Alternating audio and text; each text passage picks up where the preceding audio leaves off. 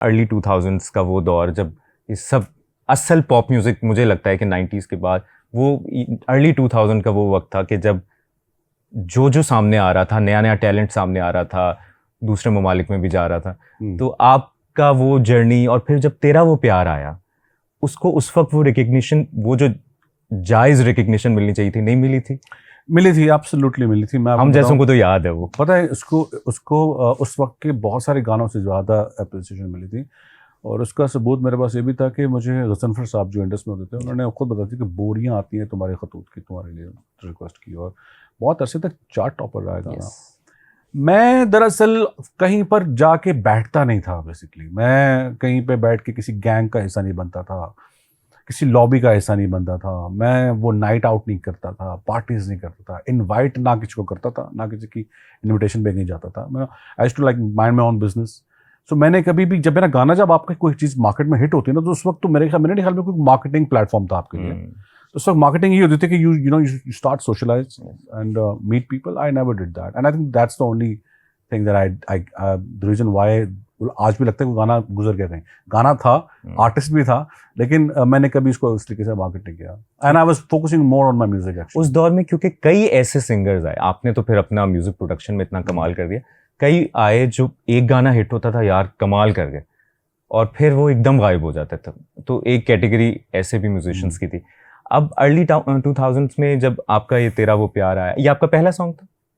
Basically तेरा वो प्यार मैंने गाया था, पहला मेरा गाना था ये। बेसिकली ये धुन और लिखा मेरे दोनों भाइयों ने था। अच्छा। मैं तो मजदूरी करने निकलता था बाहर, घर आया था तो एक दोनों ने गाना बनाया था, तेरा वो प्यार।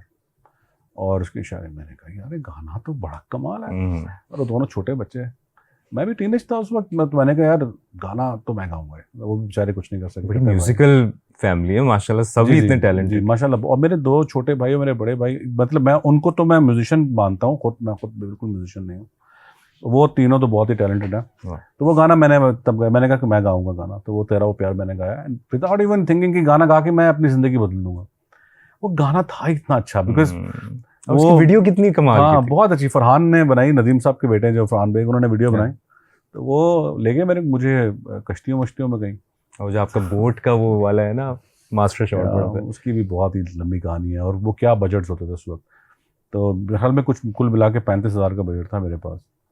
वो भी मैंने उधार ले लेके मैंने कहा यार गाना मैंने करना तो है। तो फरहान ने भी खुद पैसे लगा के, फरहान ने बहुत चीज़ें करके खुद भी की।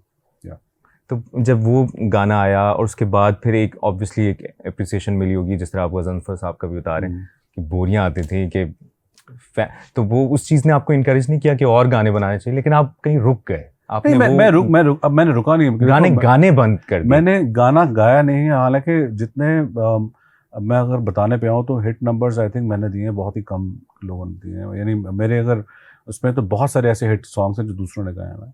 मैंने भी जो गाए हैं वो भी बहुत सुपर डुपर खुदा के लिए, तो बोल। बिल्कुल। फॉर एग्जांपल अभी फिर बागी ह्यूज हिट, मन mile was a huge hit, and Coke studio में मेरे गाने बड़े बड़े सुने गए हैं। तो जो मेरी एक फैन बेस है, मेरी बहुत सुनने वाले लोग हैं जो ज़्यादा तमाशा को पसंद नहीं करते मेरे ख्याल में। तो वो हैं, लोग सुनते हैं। लेकिन मेरा गाना मेरा कभी भी इतना खास passion, to be very honest, नहीं रहा। मुझे लगता था कि फेक है।